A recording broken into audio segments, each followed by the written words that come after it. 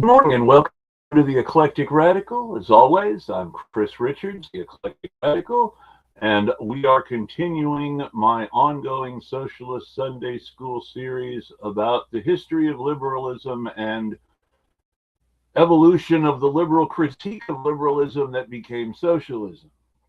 And we're still slogging through the liberalism part of things. We've been covering France for the last couple of episodes, and we are still slogging through France now. And we're starting to get to what I would call the quote, good stuff. Louis XVI, who was King of France for the American Revolution and the beginning of the French Revolution, was the great-grandson of a king who was also the great-grandson of a king. Louis XIV and Louis XV both outlived their sons and their grandsons and were succeeded by their great-grandsons. There were long regencies for both. Neither one was as conscientious as their successor. Well, conscientious isn't the right word. Neither one was the same man as their successor. Louis XIV, whether he was always able to do well or not, was someone who considered being king a job and who had a whole rigorous work schedule laid out around what he wanted to accomplish every day as king. He was someone who took being king seriously and really, really worked at it. He was also, if not necessarily a genius at everything the way he thought he was someone who was reasonably competent when it came to the administrative stuff. He wasn't a brilliant general who could fight battles, but he could administrate an army and manage a siege. He wasn't a brilliant lawmaker who could reform the Constitution, but he could run the government and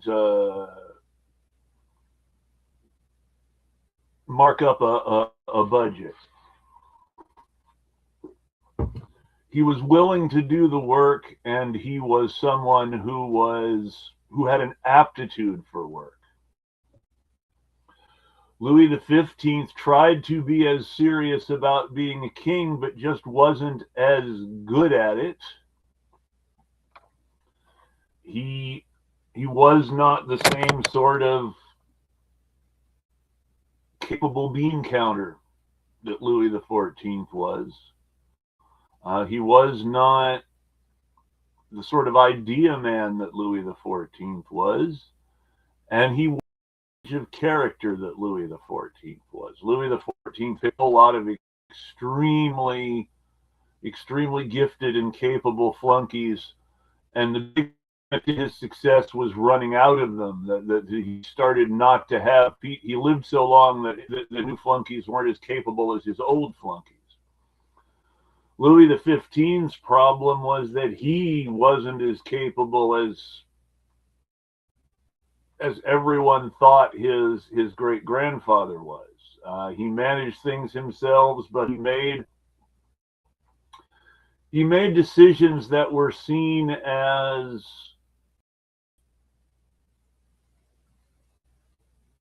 foolish and sentimental rather than hard-headed and realistic. At the end of the War of the Austrian Succession, the French army had completely conquered what was then called the Spanish Netherlands and was actually ruled by Austria and is the modern country of Belgium. And there was a French expectation that this would be an important bargaining chip in a treaty, and that France would either keep a portion of it, at least some fortresses, or sell it back to the Austrians in return for something more serious.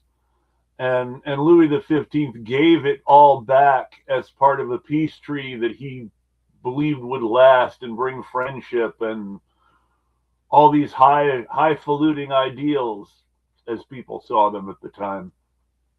And he was criticized by the king was criticized by the diehard nationalists of his own country for not being nationalist enough as king, which is sort of ironic, this sort of proto-patriotism happening in France, which only exists because it coalesced around the property of a king,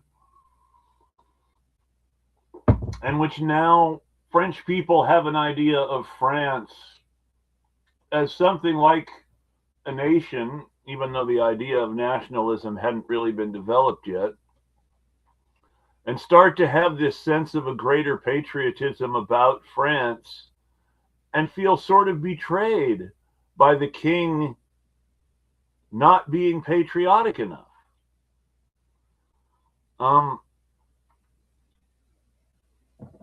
And this is important because it leads to this distinction in people's mind between the French state. Remember, Louis XIV had tried to erase the distinctions between the king and the French state. He said, I am the state.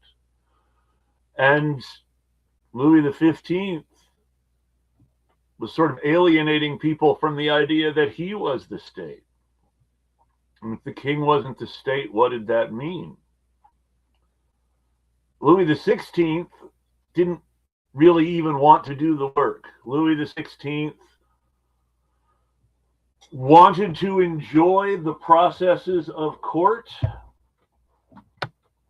He wanted to be seen as a generous reformer, at least up to a point. He was interested in spreading poetic and intellectual ideas. Remember, Louis XVI and his ever so aristocratic royal court would support the French Revolution and dress up as American patriots and be very silly about some ideas of freedom and equality in ways that would ultimately not be good for the French throne. But the real problem was that all these policies for all these years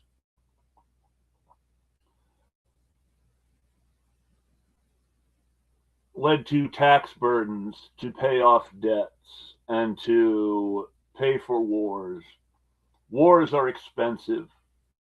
Usually wars were paid for by the losers, but because Louis XV had returned the Spanish Netherlands to Austria pretty much for nothing, the War of the Austrian Succession wasn't paid for by the losers.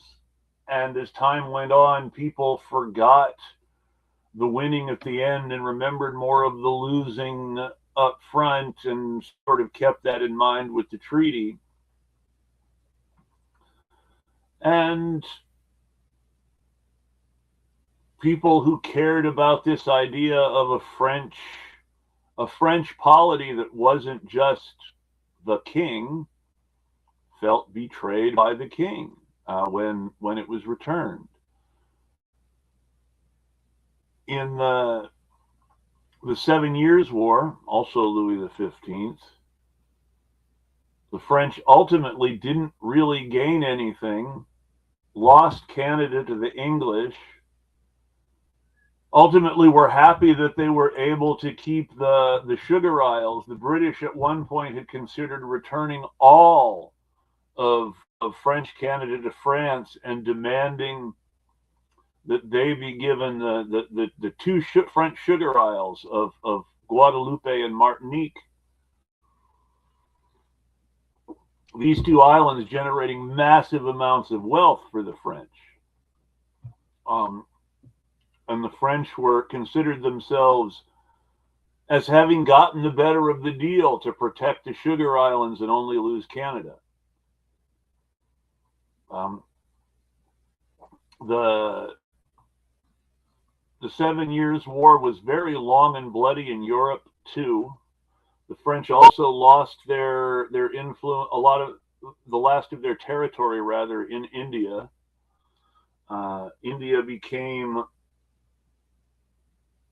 English, an English imperial project for centuries after that, and that the 7 Years' War was really the beginning of what we would call British domination of India. They had removed the French as a threat, and while the French would try to make deals with the Indians under Napoleon, they really wouldn't be able to get very far because they didn't have any infrastructure in India anymore, because it had all been taken by the English during the 7 Years' War.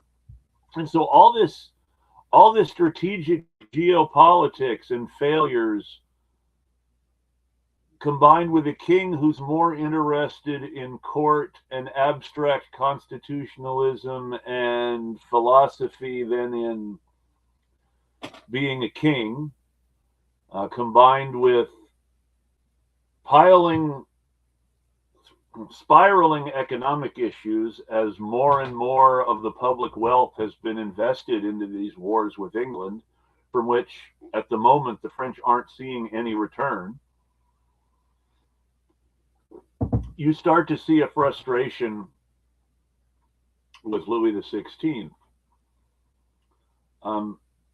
The War of the American Revolution, which doesn't have the European component that the previous wars did, and so tends to not be seen as a world war in the same way, was still a pretty serious war. There were French and Spanish navies fighting the English in the Caribbean. The Spanish and the French besieged Gibraltar. And there was fighting in Africa, as well as the French campaigning at the end of the War of the American Revolution to force Cornwallis to surrender at Yorktown. So you have this big French victory, which ultimately doesn't give a lot of net gain for France. The French idea was that the American colonies would become a future French ally and trading partner against England, and instead you see under Washington and Adams this rapprochement between America and England, and all sorts of trading projects, even as the countries still play at being enemies. And so even though we just won the revolution and we're going to fight the War of 1812, between the two, the U.S. is sort of part of England's sphere of influence still, and the French feel like they didn't get anything out of the American Revolution either. And all of these ideas from the American Revolution are now circulating in France while the king is unpopular. Thomas Paine, who was actually one of the leading figures in the American Revolution, comes to France and joins the French Revolution when it gets going. And this notion of liberalism becomes really, really widespread in France. It's not the same as British liberalism, but there are very similar ideas of social contracts and responsibilities of the government to the governed, and notions of rights of citizens that must be protected. And what you see in the early French Revolution is that these liberal ideas are marshaled by aristocrats who are sort of shut out of the government as a way to sort of regain their right to participate. If we can't participate in the government by our natural right as feudal lords, we're going to participate in the government by becoming leaders of a Republican Party, dang it. And so this move towards republicanism among the old French aristocracy takes hold. Gilbert de Motier, the Marquis de Lafayette, who fights for the French army uh, against the British in America and serves as Washington's aide de camp prior to the actual French intervention, becomes a leading figure early on in the French Revolution with these ideas of republicanism and spreading this idea of equality. He's the first leader of the National Guard after the army is replaced with a new military institution that's supposed to represent the people. But these sort of conservatives who want to take power back by leading a Republican Party have to take on political allies because there aren't enough Republican nobles to stand up to the king all by themselves, and the religious wars and the Huguenot rebellions sort of ended this idea of armed republicanism opposing the king and very much strengthened the throne. People are rethinking it.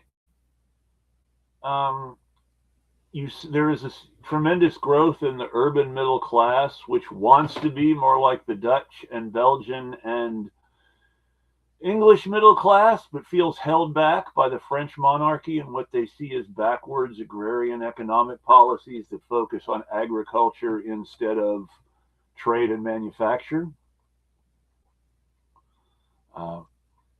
The very earliest French economic thinking was very, very populist and rural and agrarian based, with the idea that farmers, rural workers who worked on farms and grew stuff, and the landowners who employed them were the real productive class, and everyone else was a consumer. And this notion that ultimately economic success started with the ability to feed your population, and creating this agricultural surplus was that could be shared among the people in emergencies and sold for profit in good times. This was the highest duty of the economic planning of the government, was this support farmers.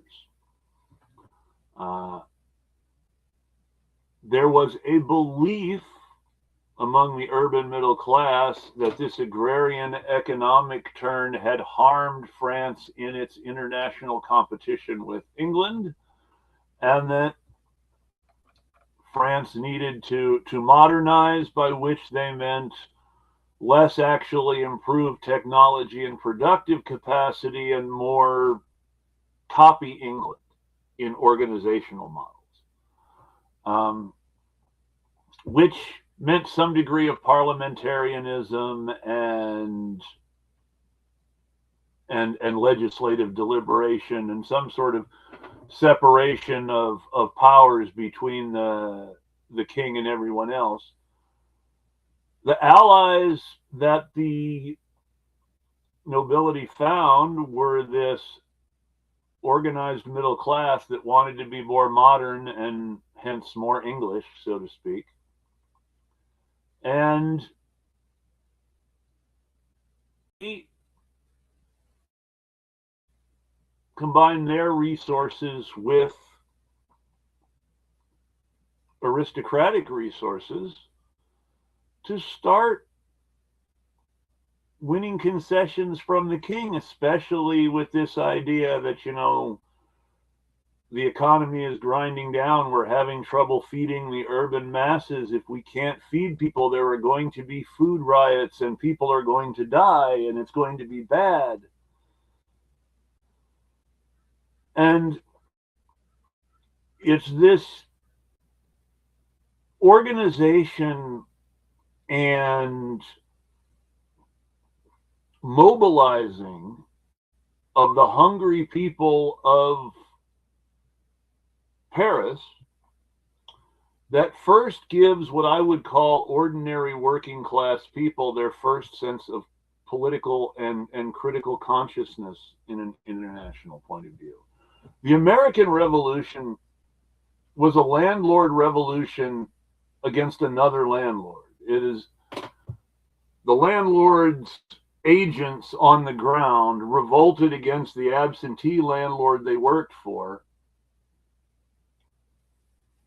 and really just changed the system of management under which they managed their own affairs, which they were already doing. There wasn't a lot of grassroots critical consciousness during the American Revolution. The average, quote, working American, unquote, while somewhat fired up by Thomas Paine and somewhat interested in rights, was still more likely during the American Revolution to favor the English crown than the revolutionaries, for the simple fact that his landlord and boss were revolutionaries. And if he was a slave, the English crown was promising freedom if he fought for the English crown. So there's this murky sort of thing going on where you couldn't see which side was which, and there wasn't really as much difference between the American revolutionaries and the English counter-revolutionaries as you see during later revolutions. But France, you see the notion as the mob is armed and organized and used as a political weapon by the urban middle class and the higher aristocrats. You see the mob start to be conscious, number one, of what happens when political decisions specifically impact the way their lives go, because they can see how this conflict between the nobility and the middle class on the one hand and the throne and the church on the other is making their lives more difficult. And they care less about, initially they care less about who runs things than having as much food and clothing as they can get. But they start to get a notion, we're being used. We're being used by the nobility, being used by the middle class. We need to take control ourselves. And here we have the sans-culottes. The sans-culottes are the urban working class of Paris. They are the foot soldiers of the French Revolution, and more importantly, before the seizure of power by Robespierre and the Jacobins openly, and then the reaction that followed, the sans-culottes are the real power in the revolution from the storming of the Tuileries Palace on. They're the force behind the execution of the king. They're the force behind the reign of terror, where we're cutting the heads off nobility, we're expropriating their property, we are to some degree redistributing wealth. We are making sure that people have bread in the form of enough to eat and a place to live, and circuses in the form of trials and executions of state criminals for the, I don't want to say entertainment, but let's say for the edification of the revolutionaries. Entertainment is not really the serious way to put it, but the revolution needed to be seen to be destroying its enemies. both as a political reality, this is how we take power, but also as a, well, we need to be able to show we're winning, proof of revolutionary success. And so you see a lot of people who got intensely wealthy, exploiting people under the old regime getting executed, like you see later in many other famous revolutions. Some of it is personal revenge, some of it is a sort of sense of social justice, some of it is the necessity of doing something with the people you have defeated so that they don't rise up and take over again. It ends up being a very difficult problem. And ultimately what you have is the people of Paris running things themselves and taking care of themselves and each other. And while this grand revolutionary backdrop is playing out, this passion play in the courts and in front of the guillotine, the real revolution is that the sans-culottes are running Paris. They're running Paris because they're the ones who do the work. They're the ones who move the food around. They're the ones who make sure that that the shops are full. They're the ones who patronize the shops. So, as in later revolutions again, the Ukraine during the Russian Revolution, Spain during the Spanish Civil War, the ordinary people are fine. They run everything without being managed or ruled just fine. And it's the sans-culottes who are giving direction in many cases to the passion play going on in the halls of power. The sans-culottes are saying, these are the people whose heads need to be cut off because these are the people who oppressed us. And Robespierre's coup, which ends with him taking supreme power and then being ousted himself by the reactionaries, is that one of the leaders of the sans-culottes personally sells out to Robespierre, and the rest are sort of betrayed and militarized into the National Guard, and the armed mob of sans-culottes sort of ceases to exist except where it defends itself, and where it defends itself, it is killed.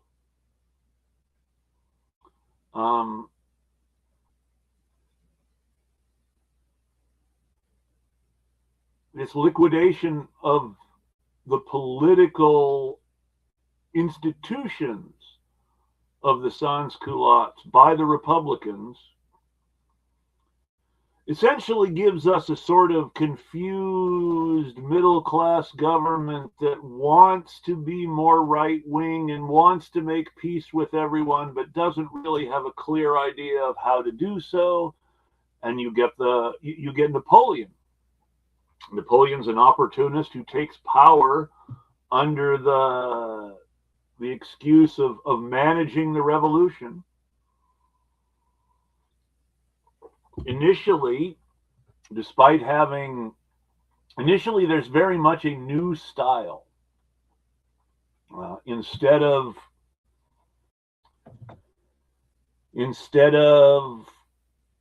high nobles running the army, you have professional soldiers running the army. People who were sergeants who became officers during the revolution are rewarded for success and loyalty by Napoleon by being given important jobs. Potential political appointments are sidelined. The army becomes the ruling system of society now, and you start to see a military dictatorship take form. This military dictatorship still uses a lot of Republican sloganeering and still claims to be fighting for Republican ideals. Where these Republican ideals are honored to some extent, there is some success. But Bonapartism rapidly runs into a conflict between its own contradictions. It increasingly is using this military dictatorship, taking imperial form and monarchist goals, even as it claims to be something new. And at the great moment of his success, Napoleon openly betrays any sort of idea of continuing the revolution by making the French emperor an actual European monarch and marrying into the Austrian royal family, and really discrediting a lot of the ideas of the revolution in ways that led to the king coming back for a while. But what's important to understand is that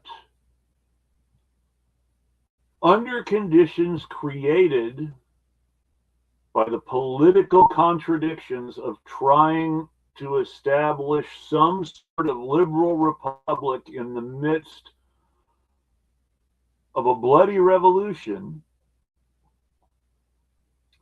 the people of Paris discover their political agency, their ability to manage themselves,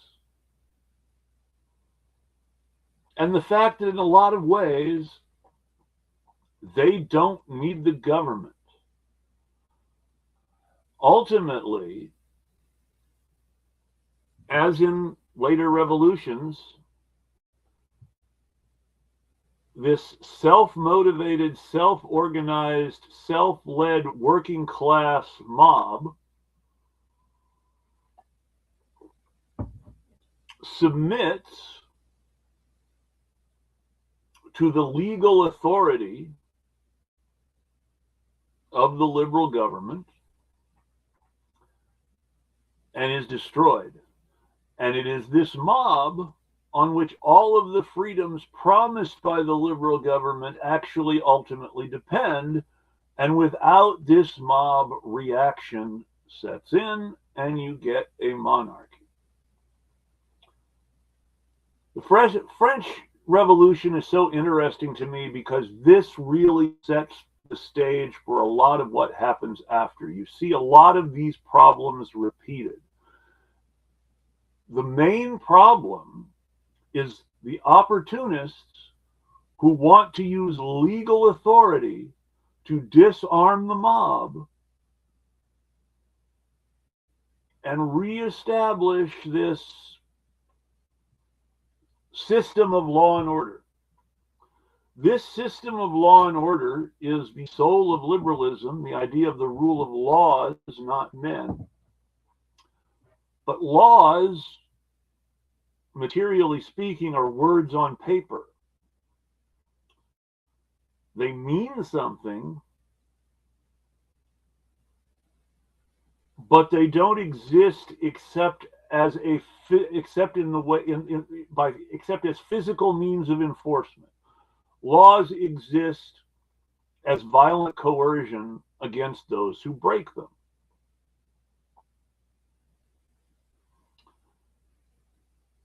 And this notion that laws exist as violent coercion against those who break them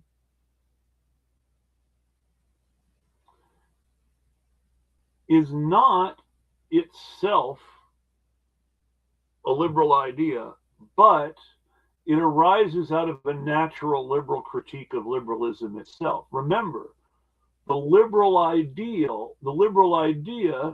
is that we're having this government of laws and not men. But whether it's the king or whether it's a constitution, ultimately power consists of the ability to enforce the law via violence. Now, people who have shown their ability to manage themselves, take care of each other, people have to be deprived of this critical consciousness of their own role in society and convinced to submit to authority again. And it is this resubmission to authority in the end that undermines the liberal project, because the liberal ideals, empty of a material mechanism of enforcement outside the state, this armed mob critically conscious of its own place in society and of its own exploitation, and looking to manage itself and end exploitation,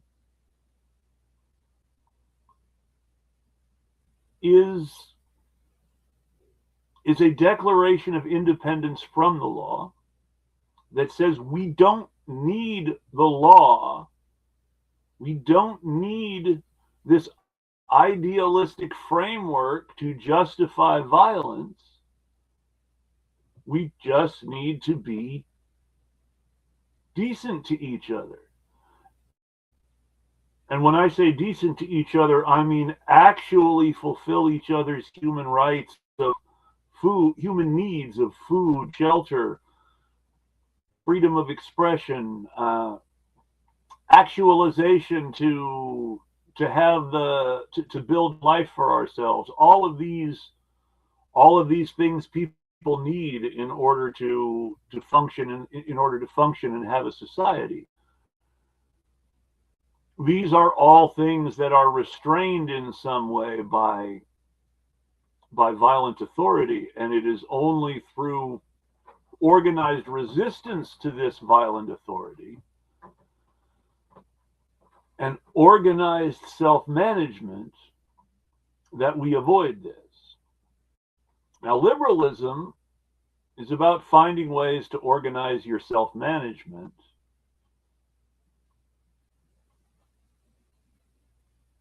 but the leaders keep falling into the same traps, because power is a problem that way. You can't do anything without power. But when you have power, you lose a certain degree of accountability. Every member of the mob is accountable to every other end of the member of the mob. And everyone is accountable to the mob. There's no one who's not accountable to the mob. But the mob does not exist as a legislative organization. It exists as a revolutionary organization. The purpose of the mob is to advance the revolution and to struggle against reaction. Now I'm getting ahead of myself, and I'm talking more about things that people are saying later. But you can see the roots of mob theory that I'm talking about now in the behavior of the sans-culottes during the French Revolution, and in the fate of the sans-culottes, who don't even really have much of a voice again until the overthrow of the monarchy all over again, and the Paris Commune. You see how the mob disarming itself and making peace is the end of the French Revolution, even though things go on for many, many more years and Napoleon keeps fighting and is ultimately defeated. The end of the French Revolution is when the mob puts away its guns and decides to behave itself. And when we talk about ideas of a permanent revolution,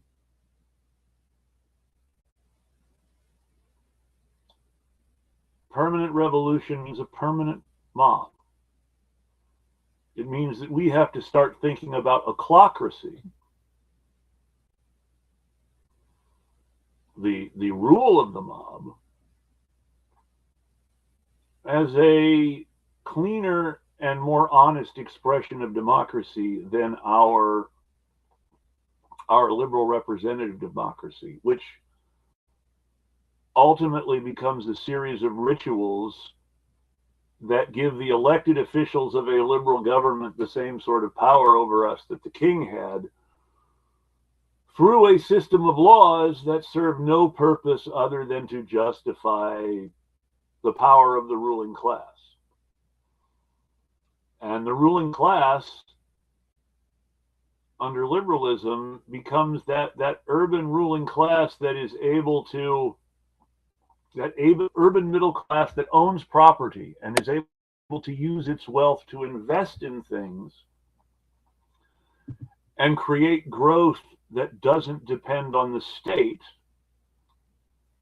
but that then feeds back into the state. And I'm going to need to start talking with this to somebody else soon, rather than just go over it by myself, because I'm starting to get circular, I think, here. And so I'm going to wrap this episode up, except to say, again, the central lesson of the French Revolution is that not the National Directory, not the liberal government, not even the guillotine, but ultimately the mob, as people love to call it, was the arbiter of human rights. Now we can say we shouldn't have to rely on a mob like that. We shouldn't have to live in a world where the only way to actually be free is to have the ability to violently suppress the organs of the state.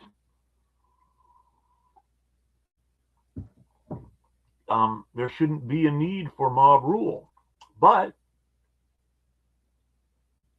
in a world where everyone is trying to take power,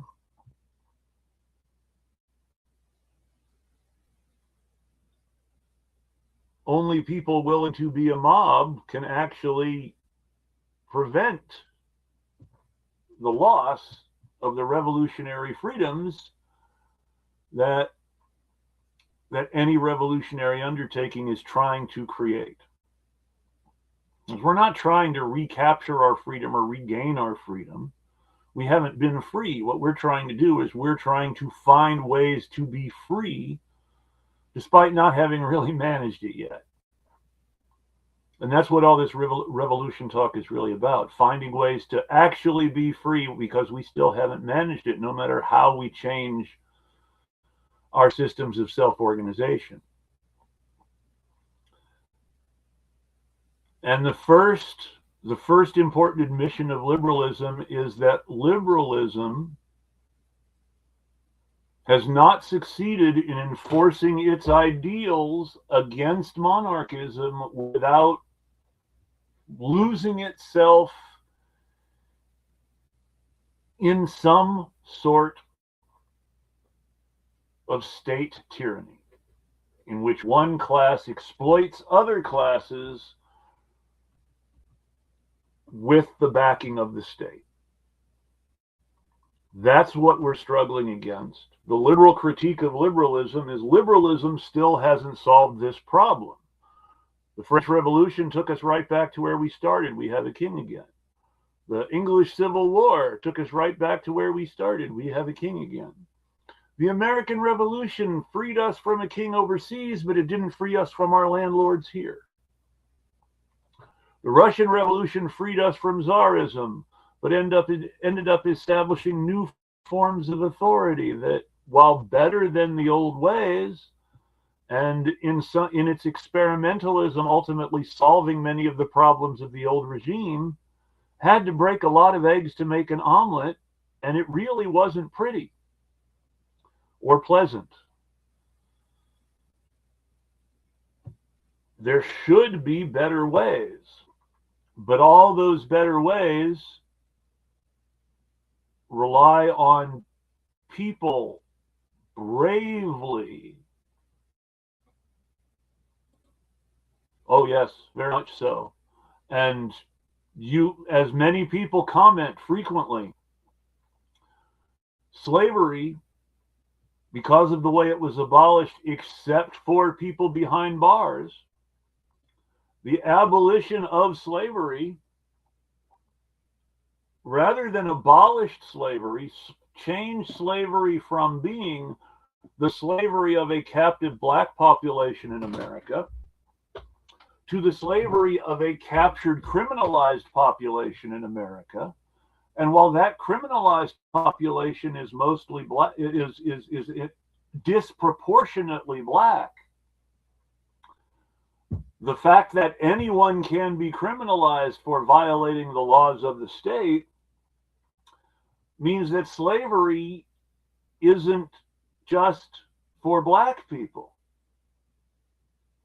The abolition of slavery, the official, formal, legal abolition of black chattel slavery, replaced it with a slavery of criminalized people that, while still disproportionately black, also includes white people and brown people and Asian people and people of any color you might care to think of, including indigenous people.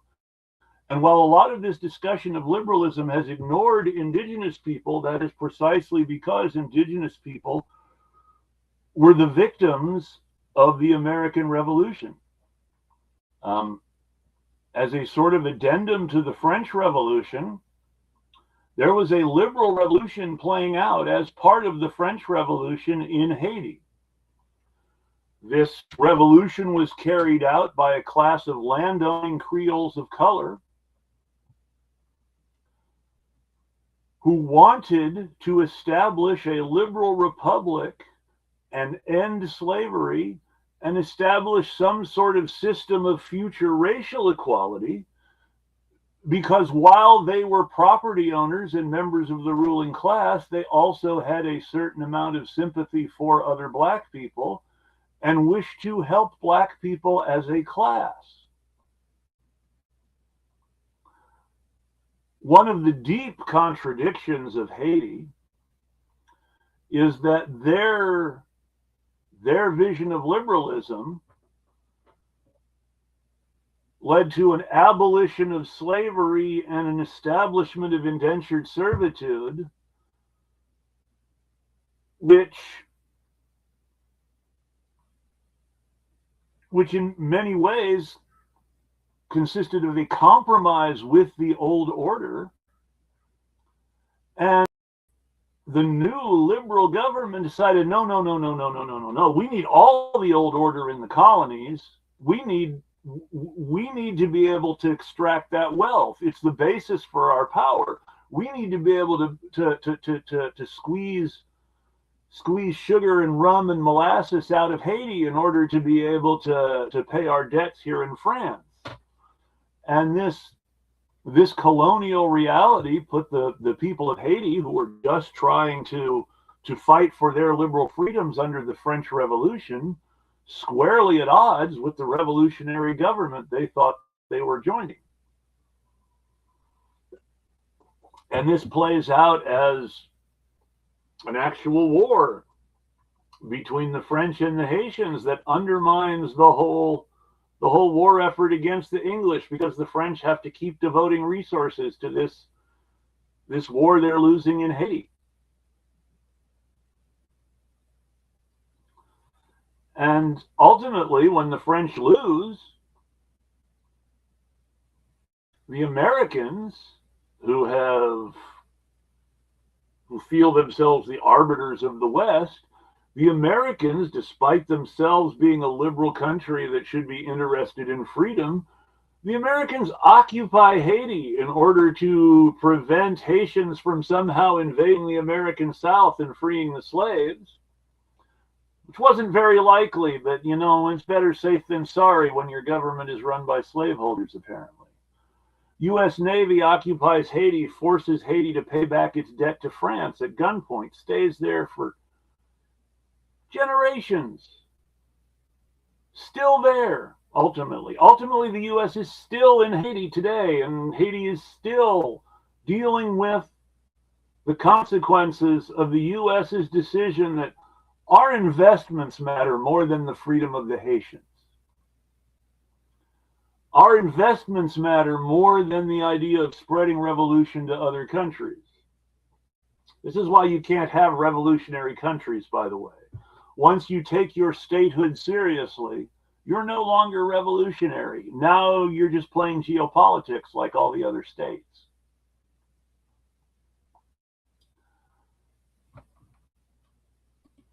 And yes, once people start deciding that the results of those bean counts matter more than the people who suffer because there aren't enough beans to go around, that's when the authority really sets in, because someone has to make violent decisions about the distribution of the beans.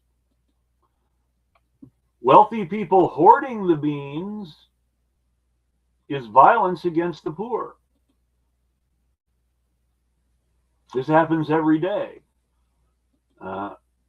Government and social austerity, the drying up of charity, the underfunding of hospitals, the lack of suitable health care, the overfunding of law enforcement, all of this amounts to an ongoing campaign of social murder waged against the people by the state. But we don't think of it that way. We think of it as just another day in America. We don't think about the real costs. And we don't think about it because we have been conditioned to look at the world a certain way and look at our country a certain way because of the blindness of liberals to the contradictions of liberalism, and the unwillingness of the ruling class to let liberalism fulfill itself in any way and to allow those ideals to be materialized. I'm going to do more talking about this, but this notion that we can count beans and the bean surplus matters more than the lives of the people who depend on the beans is fundamentally the oldest problem in human history that goes back to the establishment of authority in the first place. And all this class, race, sex stuff is socially created by the interactions of people with each other and power when we're ruled by someone else. And rule by liberals is still illiberal. And for liberalism to mean anything, it must be self-fulfilling. And it's not. So that brings us, at some point, to what are our criticisms of liberalism? Well, the ruling class, the fact that the ruling class liberal state is still sustained by violence. If people try to express themselves directly, as they did in 2020 over the murder of George Floyd by police, as they have tried to do constantly during the Trump regime, and as they did frequently during the Biden regime, lest we forget,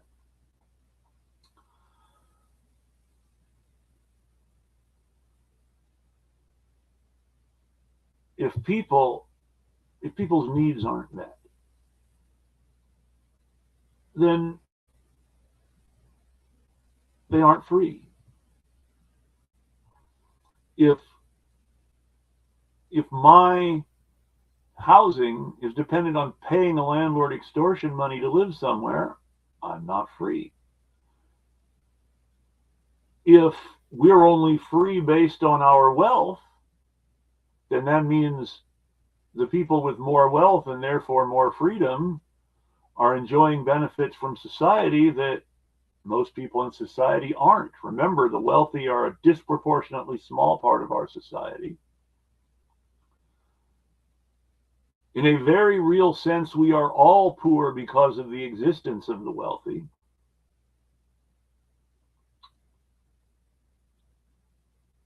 There is enough wealth for the people, but too few people have all the wealth, and as a result, they have all the power.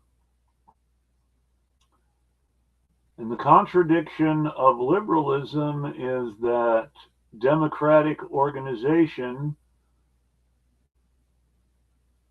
ends up giving us the right to vote on the overseer and the executioner and the cop, but doesn't really give us the right to get out of prison.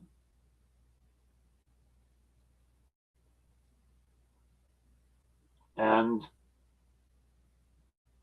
the replacement of traditional forms of bondage with more